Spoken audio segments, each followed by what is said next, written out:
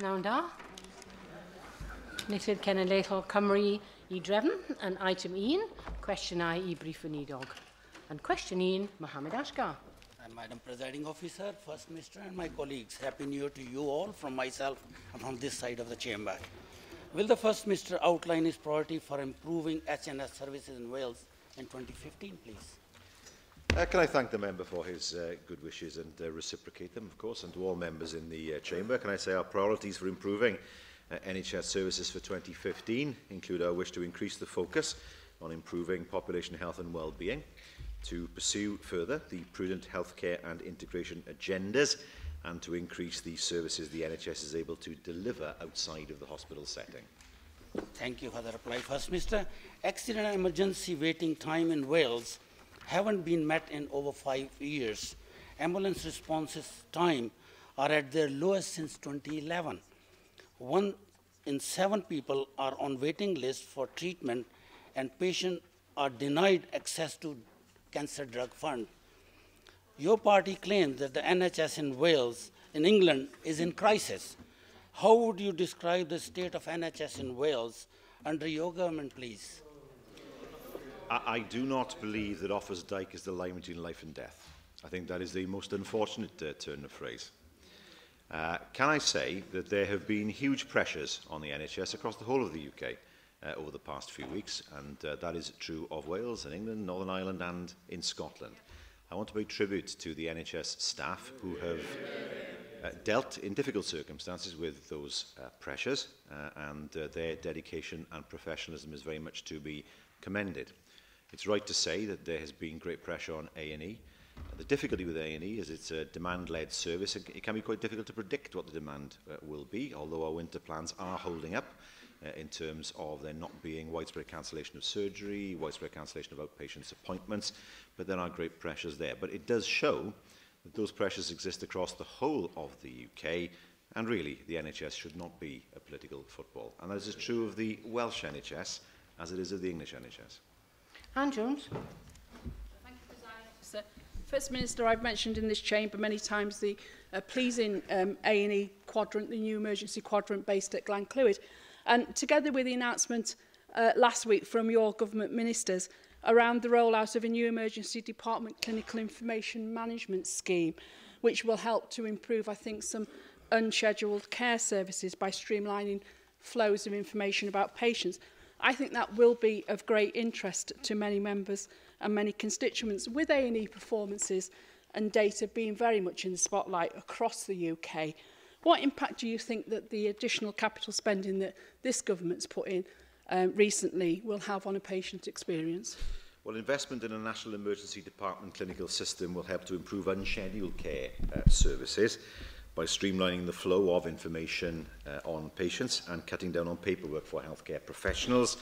Frontline medical staff in the emergency departments using the system will also be able to have instant access to details of a patient's previous A&E visits, and so information will be shared that much more quickly, and of course the response to an individual patient's needs will be quickened as a result of that. Ellen Jones. No. Peter Black. Thank you, Presiding Officer. First Minister, the Cardiff and Vale Health Board provide services for neuroendocrine cancer patients, for those patients living in the Cardiff area. But there is no Wales-wide service, and patients outside of Cardiff do not have access to that service, as confirmed to me by the Health Board late last year.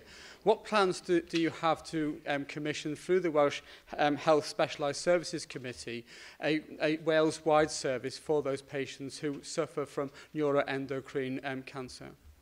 Well, of course, hospitals such as Velindre provide a service far more widely than Cardiff. The member has raised a specific point with regard to a specific condition, and I will ask the Health Minister to write to him with further detail. First Minister, the Tories' flagship Cancer Drugs Fund continues to be criticised by clinicians and researchers, and now even pharmaceutical companies. And the Welsh Tories, as part of their contributory role to the war on Wales, continue to champion the fund, which has been described by clinicians as unethical, discriminatory and a cheap political fix. Does the First Minister stand by his decision that a similar fund in Wales will not be introduced? Yes, we take the view that there should be equality of access to treatments regardless of condition. The problem with the Cancer Drugs Fund is that it discriminates in favour of those who have cancer and others who have equally life-threatening conditions. We know that it has dealt with drugs that are not life-saving drugs, although, of course, depending on the individual, they can extend life by weeks, sometimes months, that much is true. But we now see, of course, drugs being taken out of the Cancer Drugs Fund in England. We see the publicity that's engendered today and the criticism of the Cancer Drugs Fund itself. We take the view that there should be a system of funding that is fair and equitable to all people, regardless of their condition. Question 2, Rhenia Piowydd. Diolch Llywydd, a wneith y Prif Weinidog ddatganiad am fuddsoddiad Llywodraeth Cymru yn Rhac Môn. Wel, mae'r trac wedi cael cyllid drwy raglen gyllido Ewropeaidd a thrwy grant twristiaeth.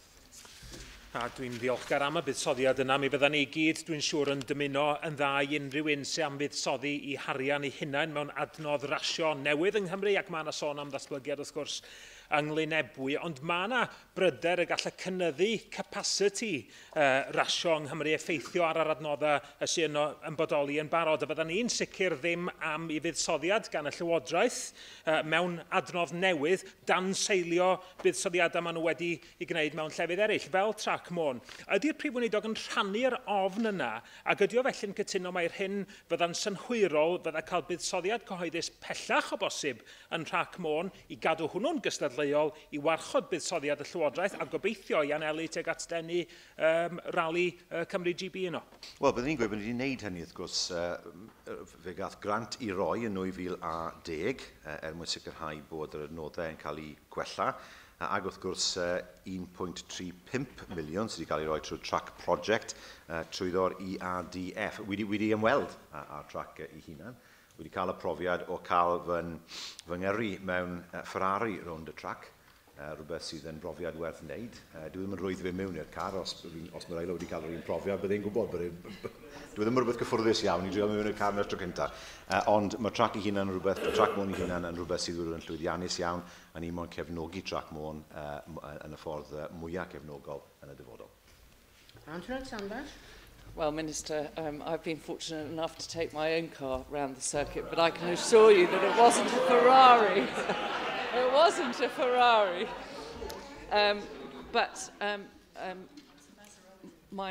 No, it certainly wasn't a Maserati either. It was an MG, a good British make at the time.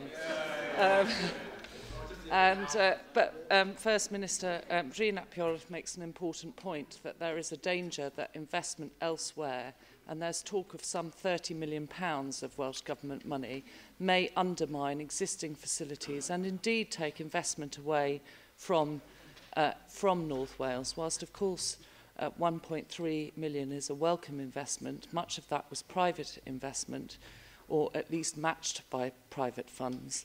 And I would ask that you consider the impact on the economic ability of the Anglesey track to be able to generate its income and compete if the Ebbw Vale track gets substantial sums of government money.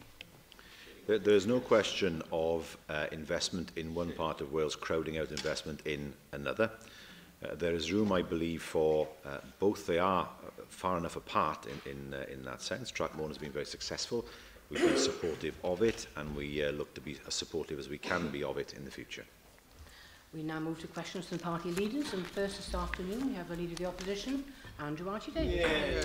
Thank you, Presiding Officer. First Minister, we all witnessed the horrific events last week in France, and it was deeply moving to see the outpouring of grief, but also support that all parts of the globe, and in particular here in Wales, offered the French people in such a dark hour. The terrorist situation and the radicalisation of some sections of communities is a constant worry for many people. I know in your role as First Minister at the JMC a briefing was given about the situation that the security services believe to be existing at the moment. We know from stories that sadly people from Wales have fallen under the misapprehension that if they go out and serve a certain cause in the Middle East, they are doing justice to their beliefs. What do you think the threat level is at the moment that faces communities and the people of Wales? It's not for me to assess the threat level. He will understand, of course, we did have a briefing in the JMC. It wouldn't be appropriate to reveal the details of that briefing. It's a matter for the UK government, of course. This is a non-devolved matter, and correctly so, in my view. But it does, the events in Paris do show us there is a need to be vigilant at all times. These attacks can come out of nowhere. They are a handful of people. They are a handful of people. We must bear in mind, of course, they are in no way representative of the Muslim community in Wales or anywhere else. And of course, there is a sad and tragic irony in the fact that one of their victims, policeman, was himself a Muslim. And so we must resist, of course, any attempts by some on the very fringes of politics to suggest this is some kind of battle between Islam as a whole and other belief systems. It's far from that. Can I say I was very honoured to be on the steps of the Senedd on Sunday evening to join many, many others to show solidarity with the employees of Charlie Hebdo and, of course, with the people of France. And it shows that there are very many millions of people of all religions and none who will stand up very strongly against terrorist outrages such as this. Thank you, First Minister, and I endorse and hopefully stand shoulder to shoulder with the sentiments that you've expressed in your answer to me on the first question.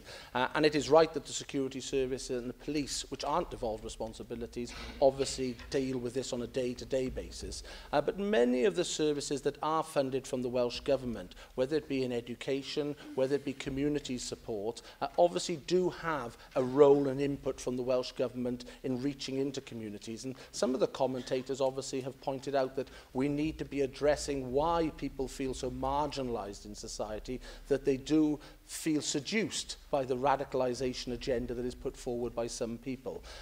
Given your understanding of the situation we face, do you think that there is more that the Welsh Government can be doing working with its organisations that it sponsors in the community or indeed via the education system so that people do not feel marginalised and seduced by this radical agenda that some, a very small minority, feel that they want to subscribe to?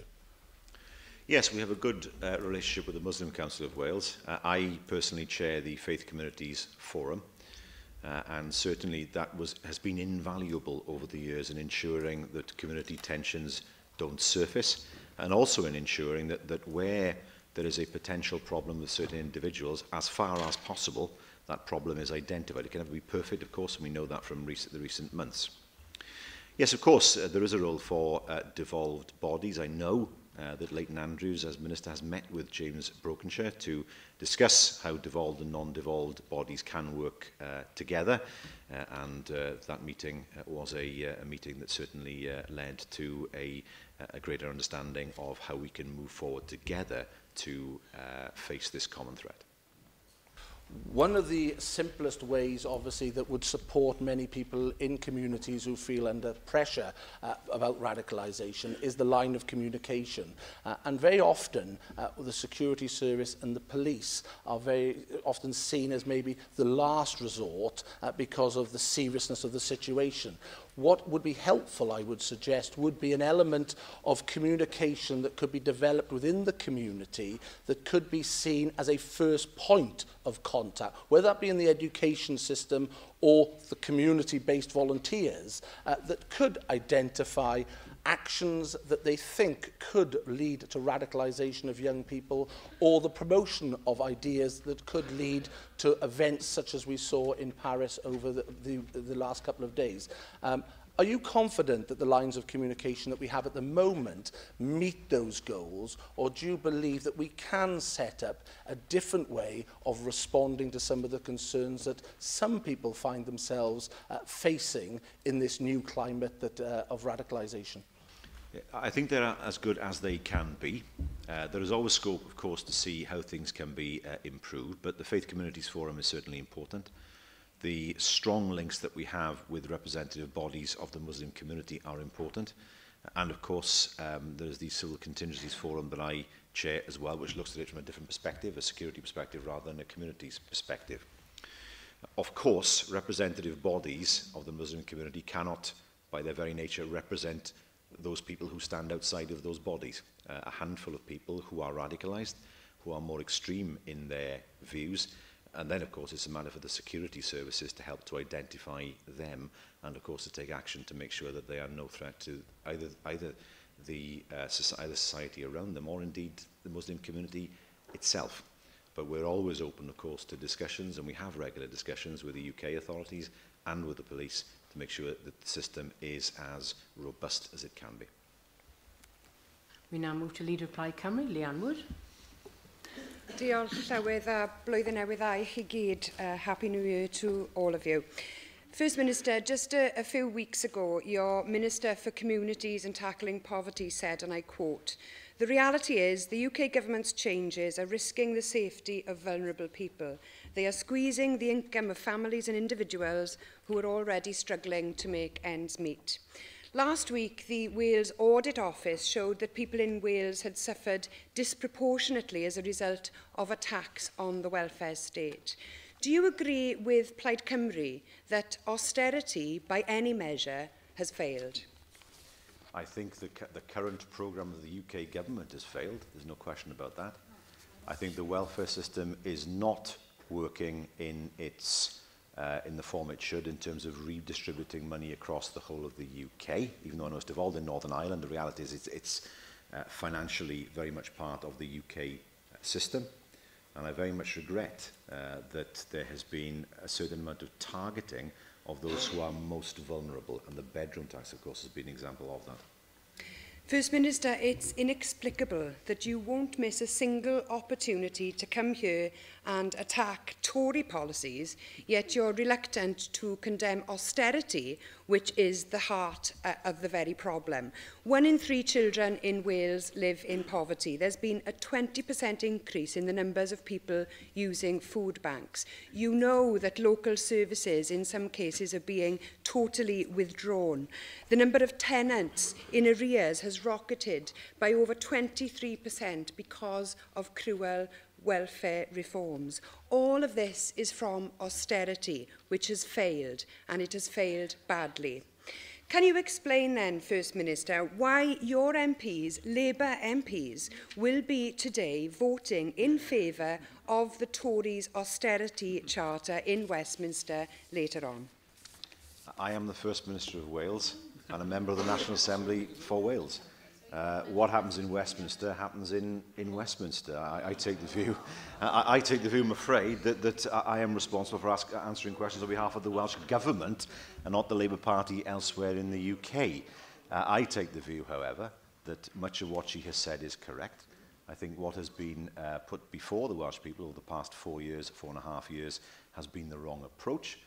I don't think we're in the position we were in even in 2010. We are worse off. We see the effect on individual vulnerable people.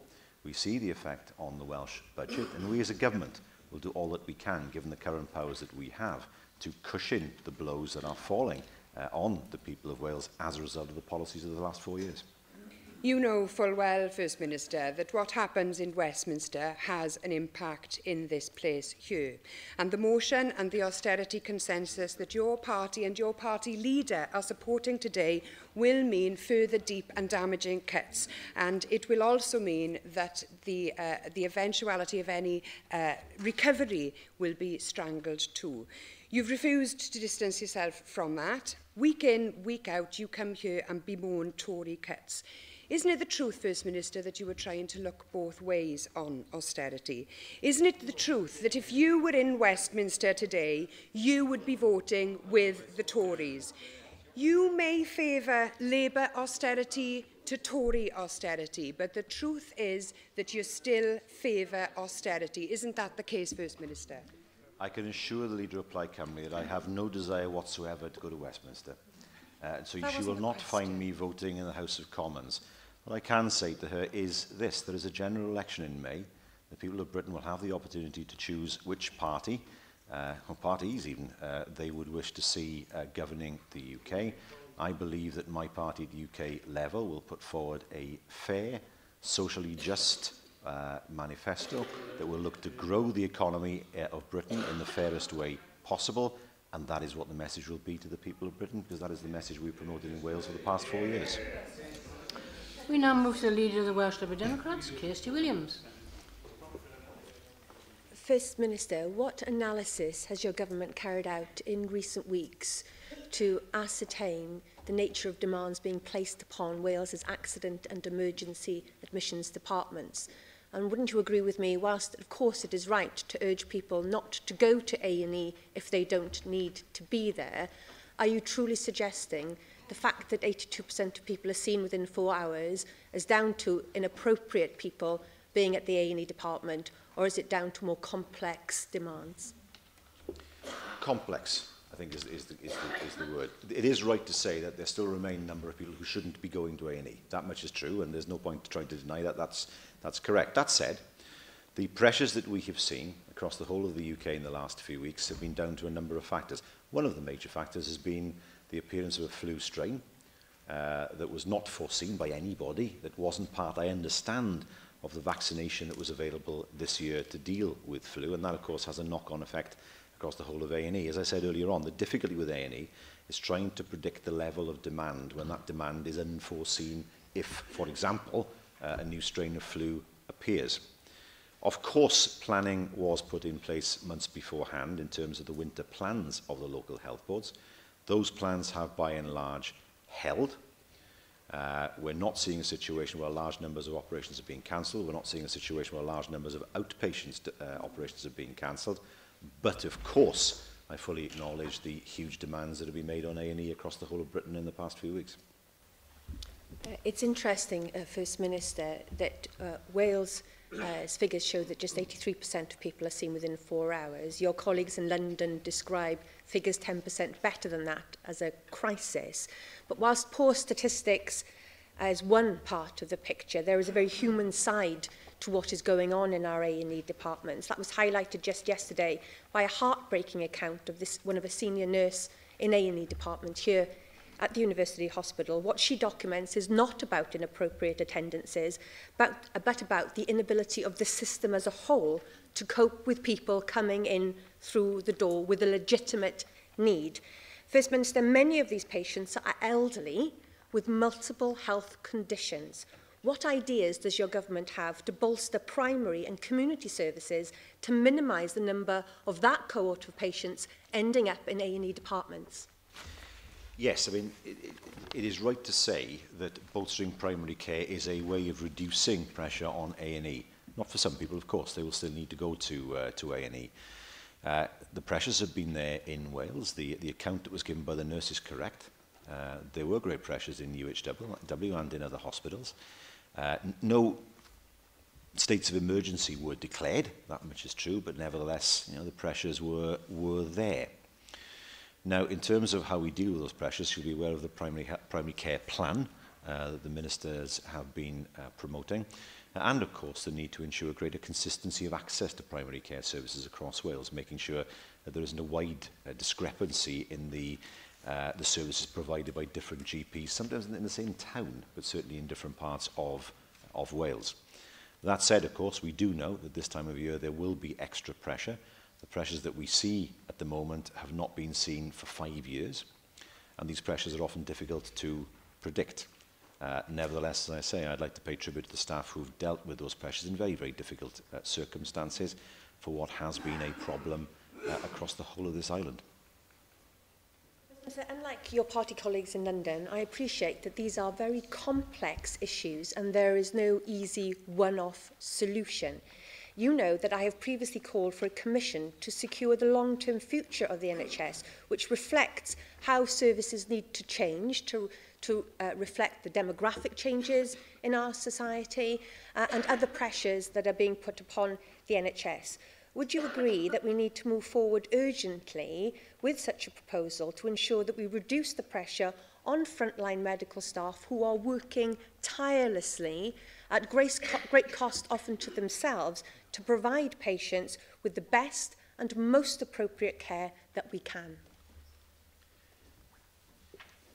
I understand the proposal that she's making. Whether she can get all parties to be part of such a commission, of course, is another question, especially as we know with an election coming in May and indeed next year. But I appreciate the sentiment behind it.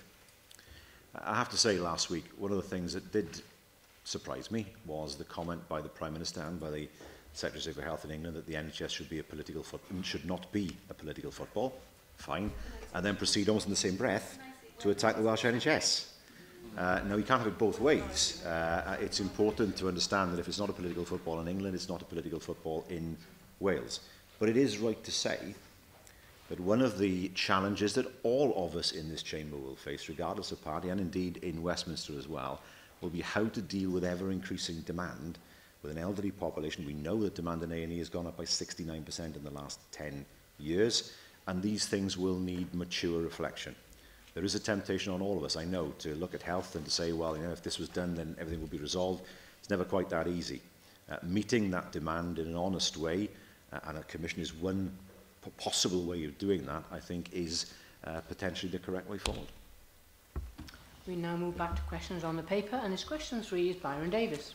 Thank you, Presiding Officer. First, Minister, will we make a statement on the National Transport Plan, please? Yes, it sets out our priorities to ensure our investment in transport improves economic competitiveness and provides enhanced access to jobs and services. Thank you very much. There is considerable concern about the deliverability of the National Transport Plan in terms of the projects being on time and prevention of overspends. If you look over the border in England, integrated transport areas and integrated transport authorities deliver clear governance arrangements and push through projects successfully. Specifically, can you outline what governance arrangements this government, your government, will be putting in place to ensure this National Transport Plan is both delivered and prevents any of the scandalous overspends outlined in the Wales Audit Office report, major transport projects? Well, the consultation is still open. Of course, it closes on the 11th of March, and I'm sure that all will have the opportunity to put forward their views as part of that consultation. But the draft NTP interventions include, of course, a commitment to improve the strategic road infrastructure, a commitment, of course, to modernise the rail network, working with the UK government on that as well, and, of course, to ensure that we see the delivery of electrification of rail infrastructure in Wales. I have certainly not heard that the plan is undeliverable, but I'm sure the consultation responses will outline the views of those in the industry. Alan Fred Jones. Pwrpas cynllun trafnidiaeth cenedlaethol ydy creu cysylltiadau effeithiol, integredig effeithiol, diogel a chyflym rhwng pob rhan o'r wlad. Ydych chi wedi cyfeirio at drydaniddio, ond ydy drydaniddio ddim ond yn effeithio ar un coridor yn y de fel y gwirioni. Felly, os bwriad o gwbl trwy'r cynllun yma i gyflymu ac i wella y cysylltiadau rhwng de a gogledd ac yn wir rhwng gorllewin a de-ddwyrain Cymru. Enghraifft, mae'r gwelliannau sydd yn digwydd ar yr rheilffyrdd rhwng Caer a Wrecsam, costau 20 miliwn, ond ydy o ddim yn mynd i gyflymu dim hyd y gwni ar y cysylltiad yna sydd yn bron yn 4 awr rhwng Bangor a Chaerdydd. Felly, os y bwriad gan y Llywodraeth trwy'r cynllun yma i wella a chyflymu y cysylltiadau rhwng de a gogledd Cymru? Wel, yn gyntaf, wrth gwrs, byddwn ni o blaid, nid hwn yn mynd un o ddyletswyddau na cyfrifoldebau Llywodraeth Cymru, ond byddwn ni o blaid trydynyddio rheilffordd y gogledd, sef y prif rheilffordd yn y gogledd. Ac wrth gwrs, fel rhan o'r system o ystyried y franchise mewn 2 mlynedd, bydd rhaid ystyried, wrth gwrs, cysylltiadau rhwng y de a'r gogledd. Pethau wedi newid, wrth gwrs, i'r gwell dros y blynydde, pan dechreuodd y cynulliad mewn bywoliaeth yn 99, doedd dim un gwasanaeth yn mynd i'r gogledd o'r de. Oedd rhaid aros am amser hir yn amwythig. Mae wedi newid yn sylweddol i'r gorau dros y blynydde, ac wrth gwrs bydd y cynllun ei hunan, ac wrth gwrs y cytundeb bydd yn cael ei ystyried yn ôl y franchise yn gyfle to i sicrhau bod y cysylltiadau hynny yn cael ei gryfhau. Ellen Parrott.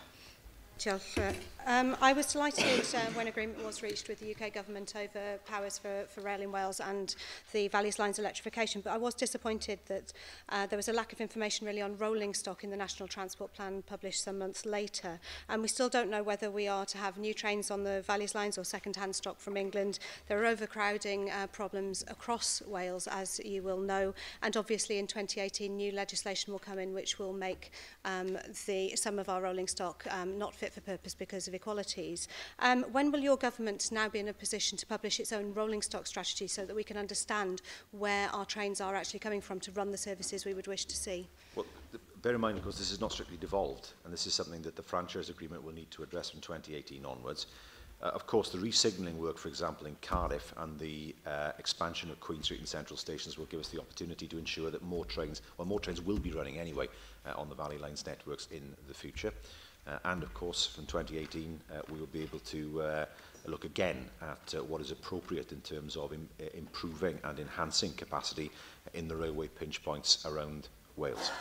What would resolve this, of course, without any doubt, would be the devolution of the rail network, so that we have proper and full control over ensuring that we have a rail system in Wales that is within the control of the people of Wales and, of course, is properly financed to provide the service people would expect.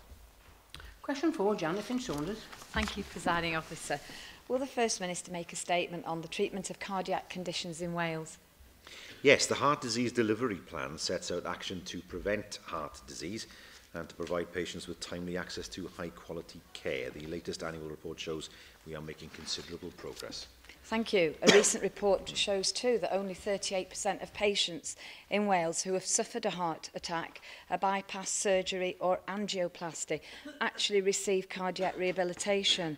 That's almost 5,000 people that are missing the opportunity to access potentially life-saving intervention. Given that such a service has the potential to reduce cardiac mortality by up to 39%, what is your Welsh Government doing to increase the take-up of cardiac rehabilitation in Wales? Well, I'm aware of the British Heart Foundation report on cardiac rehab. It does, of course, make reference to the need for further improvement in some areas. It also shows that for patients who have a heart attack and receive, I think it's primary percutaneous coronary intervention, the uptake of cardiac rehabilitation is at nearly 80%. What is now needed, of course, and we're aware of the challenge, is to make sure that good practice extends to all cardiac patients, not just those in that category. Bethan Jenkins. First Minister, you mentioned the report by the British Heart Foundation, and having read that report, what bothers me the most is that the death rate in the most deprived fifth of wards is almost a third higher than the least deprived fifth. And yesterday we would have seen in news reports the issue with regard to lower life expectancy in certain deprived areas of the UK, and some of those areas are featured in Wales. So my question would be how we get to grips with measuring outcomes as opposed to perhaps looking at the easier options of treatment emanating from your own action plan, given the complexity of these issues? Well, there are opportunities legislatively, of course, through the Future Generations Bill as one example, and other opportunities as well. Secondly, the rate of heart disease in Wales has dropped significantly over the past 10 years, but there is nevertheless a discrepancy between different parts of Wales to do with lifestyle. We know, of course, that smoking is by far the biggest killer in terms of heart problems and other problems as well. And of course, issues such as too much alcohol, diet, and they're factors that are linked to poverty, that which is true, or partially linked to poverty. We would expect, of course, the local health boards working with primary care providers to look to address those issues in the future, to close that gap, to make sure that we do not see that kind of gap in the future in terms of heart disease between different parts of Wales. Question 5, David Ellis-Thomas. Diolch yn fawr, mae'n esig fel pryd y bydd y Prif Weinidog yn cynnal I gyfarfod nesaf gyda Prif Weinidog y Deyrnas Unedig? Wel, nid oes gen I unrhyw gynlluniau ar hyn o bryd I gyfarfod â Gweinidog y Deyrnas Unedig. Mae'n siŵr bydd yna pethau eraill yn pwyso ar ei feddwl rhwng nawr a mis Mai. O'n i'n falch iawn o groesawu'r Prif Weinidog ar ei ymweliad I ail-agor twrbin newydd yn Olgarog yn y Ffrangconwy'n ddiweddar pan wnaeth ddatganiadau pwysig ynglyn â ganiad newyddol. Ond yn hen bryd iddo fo lwyddo I berswadio Prif Weinidog y Deyrnas Unedig bod yn rhaid I ni weld datganoli grym caniatadau dros gynllunio ar gyfer ynni I Gymru, a hynny cyn cytundeb gwylddewi rhwng y pleidiau yma yn cynulliad a'r pleidiau ar Llywodraeth yn San Steffan. Yn wir. Mae hwn yn rhywbeth gwrs sydd yn bolisi o Lywodraeth Cymru, sydd yn cael ei rannu gan sawl aelod yn y siambr hyn. Dyw ddim yn awyddus bod bobl Cymru heb y reolaeth dros adnoddau naturiol Cymru yn yr un ffordd a bobl Lloegr, yr Alban a Gogledd Iwerddon. Mae hwn yn rhywbeth holl bwysig cyn bod unrhyw cytundeb yn cael ei arwyddo ar ddydd Gwylddewi. Nick Ramsey. Diolch. First Minister, when you do finally get to meet the Prime Minister, whenever that might be, I'm sure you'll be discussing the preparation for the devolution of taxes to Wales in 2018, fast approaching now in the wake of the Silk Commission. Will you also raise with the Prime Minister the need for close cooperation during that process? Because I'm sure you'll agree this is completely uncharted territory for the Assembly. And there is a need for a close involvement of the Office of Budget Responsibility and also a need to discuss with Westminster potential for tax avoidance happening within Wales, within a newly devolved tax framework, and the need for you and the UK Government to make sure that certainly doesn't get tax devolution off to a bad start here.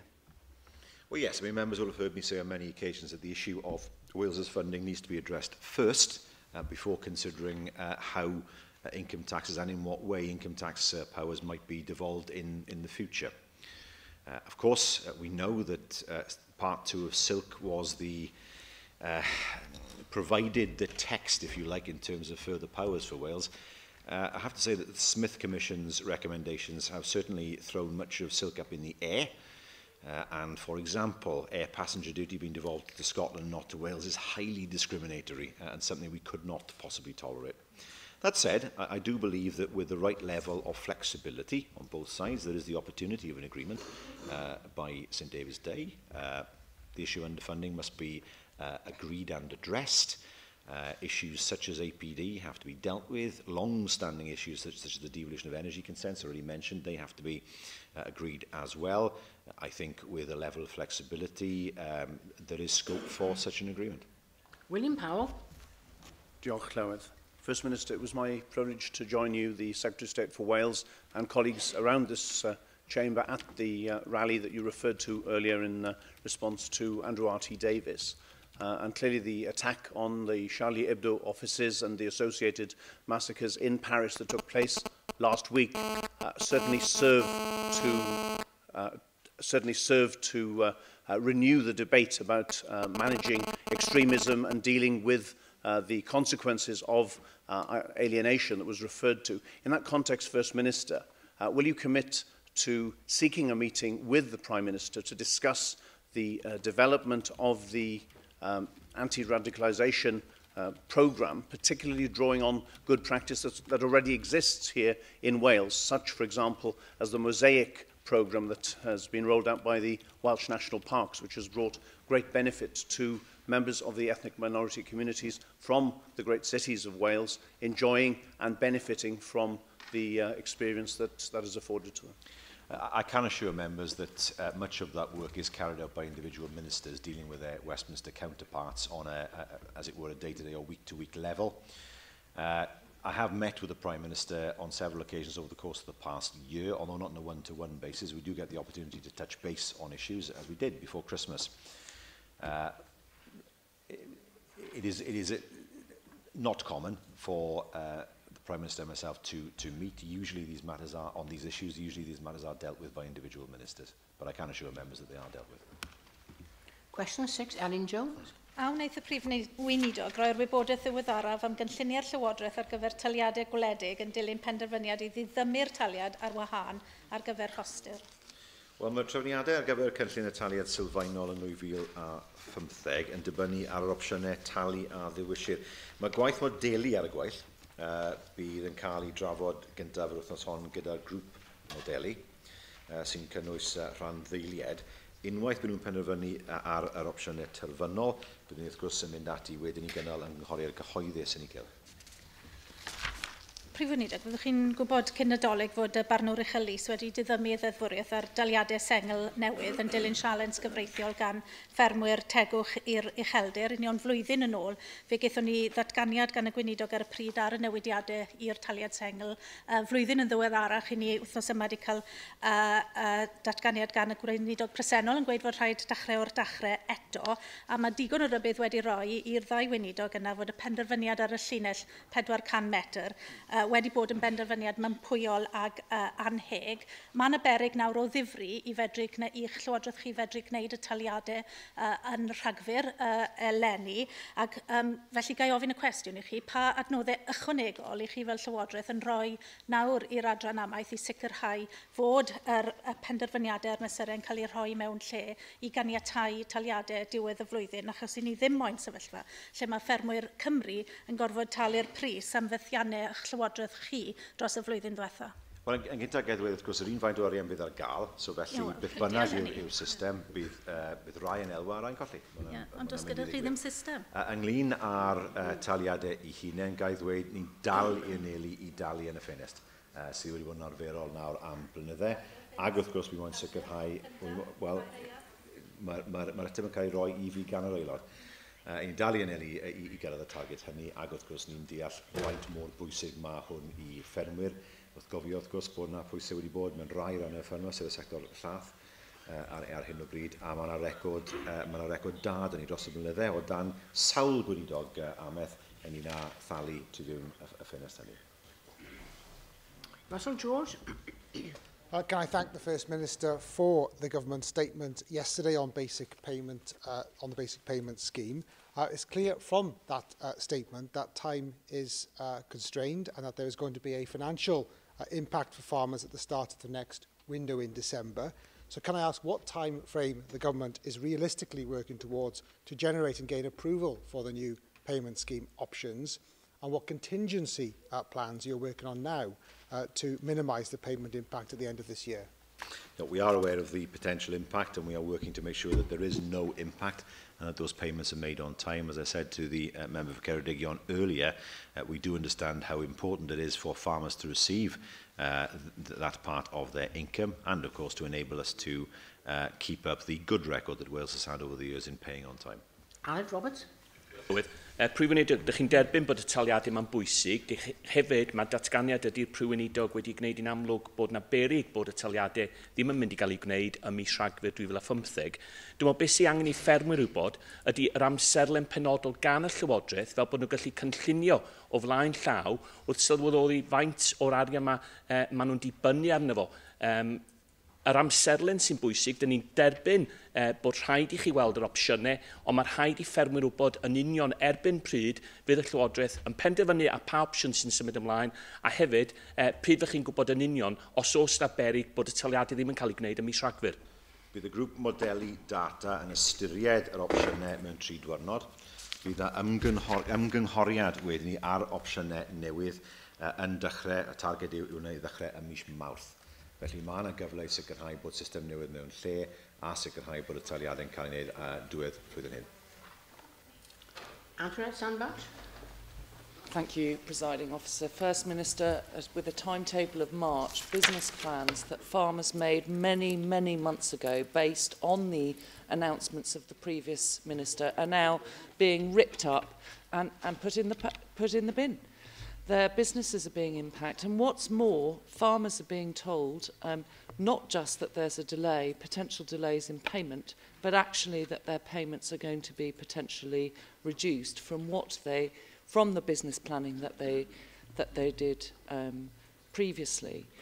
Isn't it time, therefore, for you to reconsider at the same time your 15% modulation in order to mitigate that impact on Welsh farmers? Because once again, Welsh farmers are in a position where they are worse off than their competitors, not only in the rest of the UK, but also in Europe. Well, I mean, first of all, let's bear in mind that any system that is different from the one that was proposed is bound to see some people winning and some people losing. That's inevitable with any new system. But of course, we'll have to wait to see what the consultation responses are in March. But businesses base their business plans on what they think the price of their product is going to be. And it's important that as we look to see farming become more sustainable in the future, that we provide farming businesses with the opportunity to become more business-oriented than they are now, having to rely less on subsidies, which are important at the moment. Businesses in Wales, farming business cannot live without them. I know that full well. But it's important that we improve the sustainability of farming businesses in the future, and the money to do that comes, for example, from modulation. to make sure that farming becomes less reliant on public subsidy and is able to ensure that farming becomes more robust and reliant on the market in the future, as any other business does. And so modulation, I have to say, provides the money in order to do that. But I do take the point that it's exceptionally important to provide certainty as soon as possible. Question 7, Mike Hedges. Will the First Minister make a statement on the Cardiff University School of Medicine study into the lifestyle habits of men from Caerphilly? Well, it's a very precise question that the member asks. The study does provide hard evidence that a healthy life improves people's quality of life and, of course, lowers their risk of developing chronic illnesses. I believe that the Minister did make a statement on this at the end of November last year. Thank you, First Minister, for your response. I'm obviously pleased when a study comes up with it and says exactly what I've been saying for some time. The report highlights the importance of lifestyle, especially the benefit of not smoking and exercise. What action is the Welsh Government planning to get people to improve their lifestyle? Well, the public health white, I mean, in some ways, I suppose the study told us, confirmed what I suppose many of us would already know. But the member asked rightly, what is the government proposing to do in response? The Public Health White Paper, of course, gives us the opportunity to take forward legislation that will help to improve public health, whether it's through smoking or through alcohol consumption. And, of course, there are other possibilities that exist through the Future Generations Bill. They have already been put forward in terms of the Children and Families Wales measure, the Rights of Children and Young Persons measure, and, of course, the Healthy Eating in Schools measure that was implemented in, I think, 2013. So a number of legislative actions have already been taken. There are still opportunities that exist, particularly through forthcoming legislation, to help to address the problem of poor lifestyle and, of course, to help to close the gap, as already mentioned by a member opposite, between different parts of Wales when it comes to healthy life expectancy. First, you'll recall that this unique study showed that following 4 or 5 health steps, balanced diet, exercise, not smoking, healthy body weight and low alcohol, resulted, as the Minister gave in the statement, that there was 70% less likely to have developed diabetes, 60% less heart attacks, 40% less strokes, and 60% less chance of developing dementia. A really interesting study. Sadly, living well, living longer, produced recently, seems to suggest that we're not living any more healthily than we were in 1979. What does the First Minister intend to publicise these good measures we have a more healthy 2015? Well, of course, the rate of the drop in heart disease would indicate certainly that there have been successes in terms of promoting better lifestyles. There are still challenges. I mean, the rate of smoking has dropped dramatically compared to what it would have been when I remember as a child, when it was almost compulsory in almost any public building, when even in hospitals, doctors would walk around with a pipe in their mouths. Those days have changed, thankfully for the better. People are far more aware of the dangers of alcohol consumption than they were, although the issue of binge drinking remains. And, of course, the issue of diet is linked to income, and that is something, of course, that can be quite difficult to break. That said, we've been promoting exercise now for many, many years, and the fact that we do see the drop in the rate of heart disease gives us cause for optimism that the message, although not perhaps fully implemented by everybody, is much better understood. Lindsay Whittle. Well, First Minister, people, of course, don't respond to being lectured about their health by politicians and the so-called experts. My personal bad habit of eating my own body weight in cheese is now under review. But seriously, what efforts will the Welsh Government be making then to arrange for men who took part in the Caerphilly Health Survey to visit schools and further education colleges to spread the word amongst the young people about the huge benefits of living a healthy lifestyle? It may be too late for some of us, but it's not too late for our young people. I do sympathise.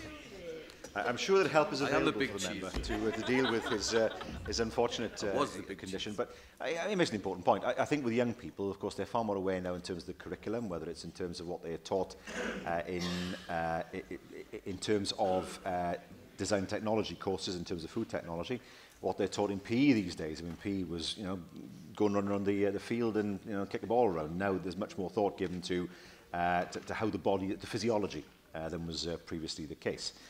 And, of course, the decisions that have been taken with healthy eating in schools, with the measure to make sure that foods are healthier in school and that young people are more aware of the need to eat healthily. Difficult, of course, to combat advertising and peer pressure in terms of what of the availability of fast food much more widely available actually than it was in the 70s in terms of some of the companies that we have in Wales now that weren't here in the 1970s. But that said, I do believe that the message is certainly understood. The next step now, of course, is to make sure that the message is actually implemented. Jeff Cuthert. Diolch, Llywydd. First Minister, will you agree, join me in congratulating Dr Peter Elwood, who's led the 35-year study, and the large cohort of men from Cyflwynir, most of whom are my constituents. And do you agree with me that indeed, if these 5 key steps, and we've mentioned smoking, lowering alcohol intake, maintaining a healthy weight, eating a balanced diet and exercising, were indeed followed more generally, it would not only lead to a healthier and better lifestyle for most people, but of course could significantly reduce the costs for the NHS.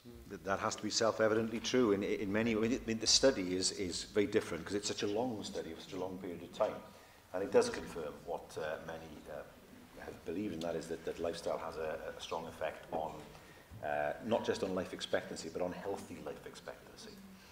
And the measures that I've already outlined, both legislative measures and, of course, the other measures through regulation, are having an effect, we believe, in ensuring that the results of the study are acted on. And, of course, the Minister made that statement at the end of November in response to the study. We now move to item 2, which is a business statement.